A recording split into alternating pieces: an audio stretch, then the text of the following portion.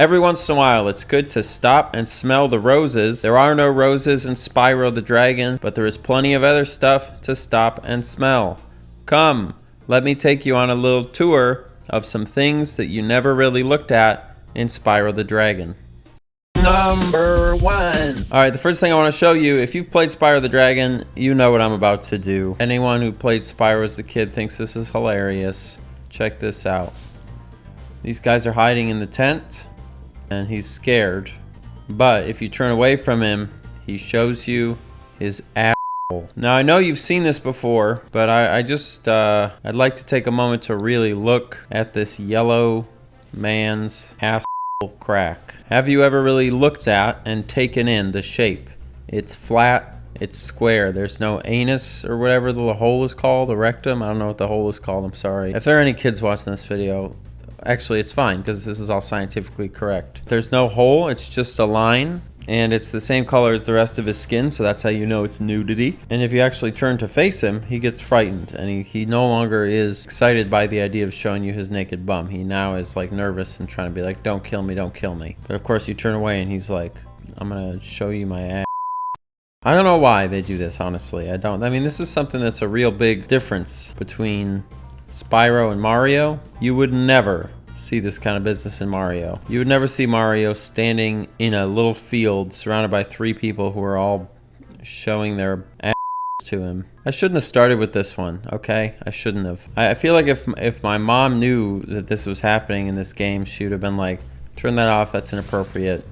They're being rude, that's like, it's bullying is what it is. You know, it's a little bit crude, a little crass. She thought this was just some cute game with a dragon. No, Mom, I'm sorry to report, it's pornography. Now, one last thing to note about this, you know, despite the fact that, again, we've all seen this before, did you ever look at this and then realize to yourself that if you could see a minion without his clothes on? Anyway, let's go on to the next one, shall we? Number 2. This next one comes from a commenter named Cookie Cream.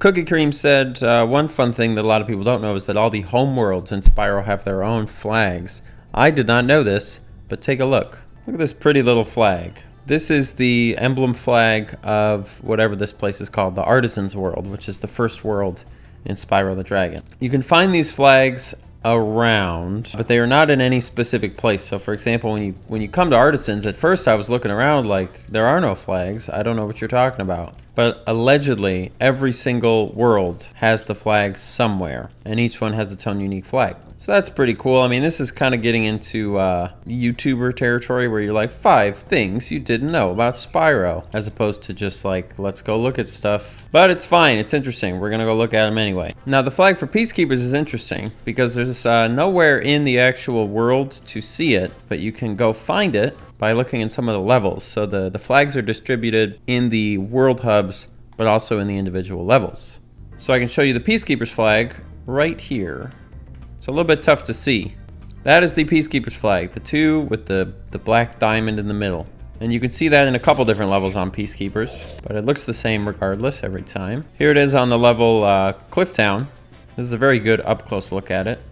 That is your Peacekeepers flag. Here's the one for Magic Crafters. It is kind of hard to see from this far away. Magic Crafters doesn't have a great level, at least as far as I can tell, that makes it easy to see the flag. There you go, you can kind of see it right there. A nice little checkerboard pattern. Not bad, not bad. Just got an email that said, Lil Uzi Vert is on fire.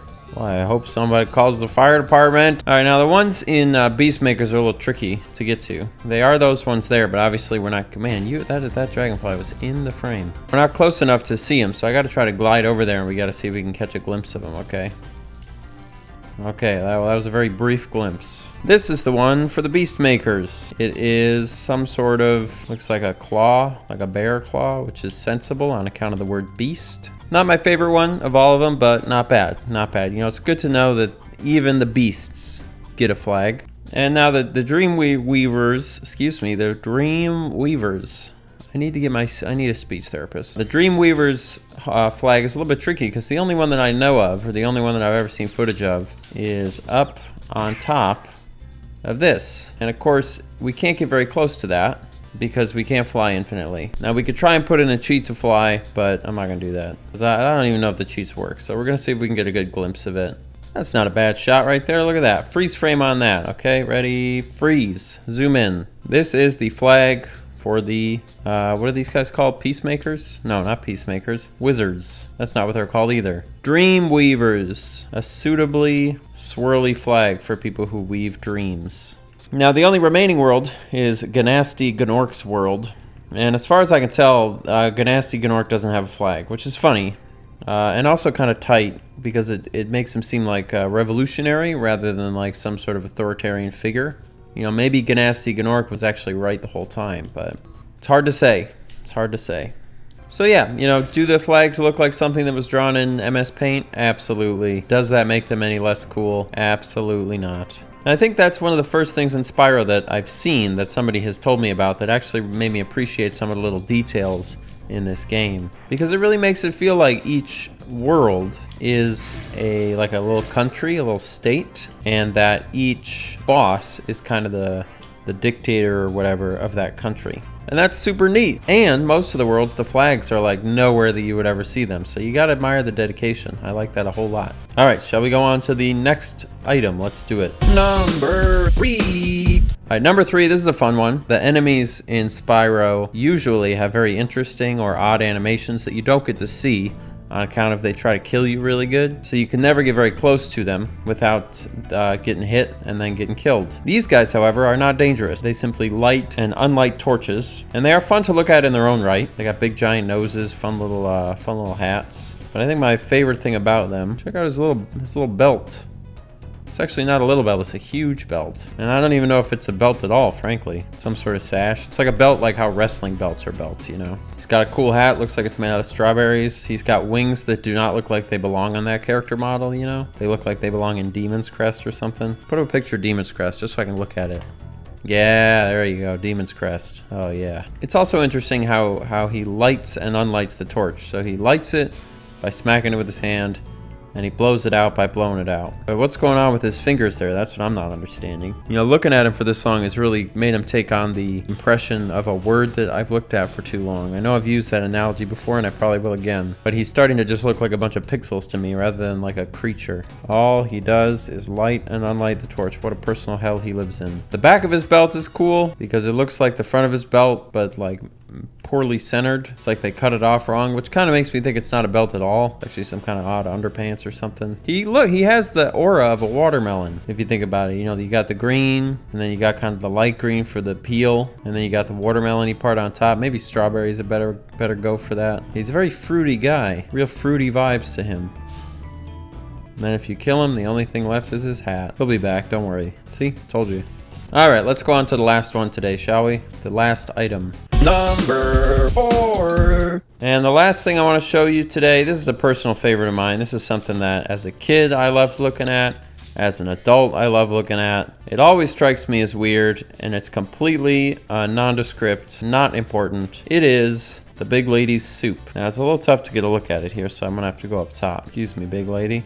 I don't think you can stand on it. Yeah, it doesn't appear that way. I would assume you'd fall in it and die, but I guess not. The Big Lady's soup. Look at that. What a weird looking soup. Again, much like the water, no movement to it at all. Kind of looks like a fruit. Kind of looks like some kind of melon or something. She stirs it, she eats it, she loves it. What's it made out of? Who knows? If you back up far enough, you can actually see the old lady kind of working on the soup. Check this out. She's making it.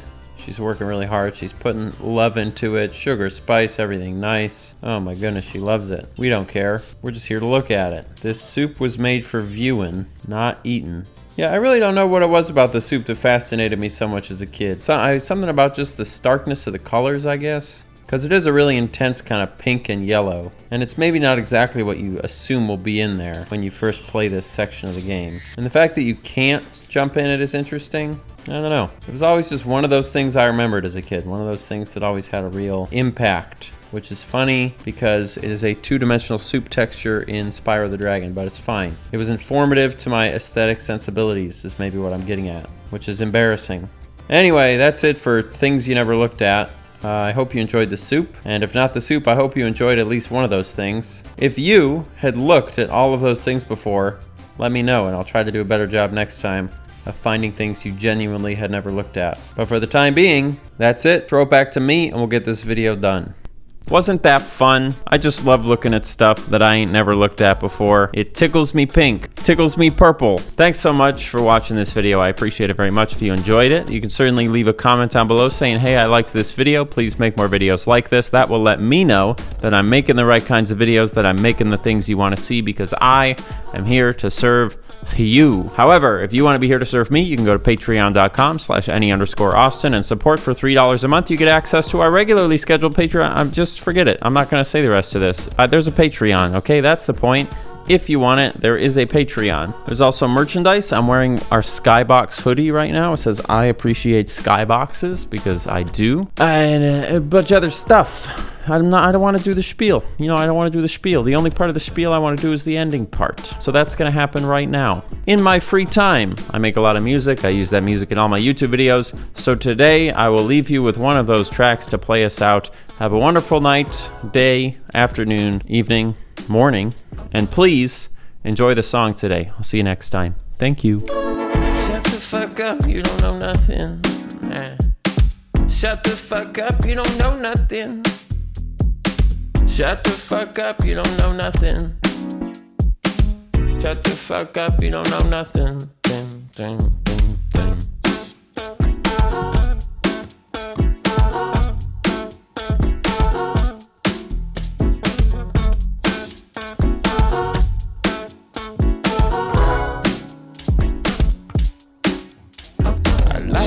You told me that you're in control, because not even once have I been.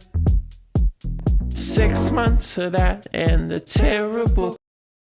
I gotta remember how to get to the GD balloon again. GD stands for goddamn. And if that offends you, I'm very sorry, I'll never do it again. Because I'm a pushover, you see. Basically, if you tell me to do something, I'll do it. It's that simple. Austin, stop saying GD. Alright, fine. God damn it. What am I... What's going on here? God, I hate this world. Oh no! I'm always doing that. I'm always running right off the edge. God damn it. I'm sure I'm dying a lot for this being a kid's game. Not to be pejorative. I went to the wrong world. How wonderful for me. Hello, Tuco? Oh my god, Tuco, like Breaking Bad. Even Big Mama's soup can't keep me from...